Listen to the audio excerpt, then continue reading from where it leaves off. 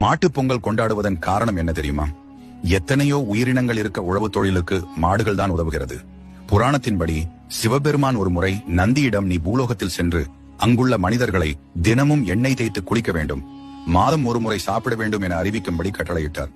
கவனக்குறைவுடன் அதை கேட்ட நந்தி, அனைவரும் தினமும் சாப்பிட வேண்டும், மாதம் ஒரு முறை எண்ணெய் குளியல் செய்ய வேண்டும் என அறிவித்தார். இந்த தவறினால் கோபம் கொண்ட சிவபெருமான் நந்தியை பார்த்து, உணவை தயாரிக்க என்றென்றும் நீ பாடுபடுவாய் என சாபமிட்டார்.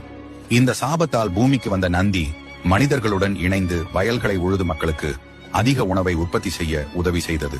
அன்றிலிருந்து மனிதனுக்கு உதவியாயிருந்த மாடுகள் இன்று வரை விவசாயத்தில் பெரும் பங்கு வகிக்கின்றன. வீட்டில் மாடு இல்லாதவர்கள் மாட்டுப் பொங்கல் அன்று சிவன் சந்நிதிக்கு சென்று அங்குள்ள நந்தி பகவானை வழிபடலாம். இந்த ஆண்டு இனிய ஆண்டாக அமைய வேண்டும், கஷ்டங்கள் அனைத்தும் நீங்கி சுபிட்சம் ஏற்பட வேண்டும் என பிரார்த்தனை செய்யலாம். பொங்கலோ பொங்கல், உங்களுக்கு அனைத்து இன்பங்களும் கிடைக்க என் மனமார்ந்த வாழ்த்துக்கள்.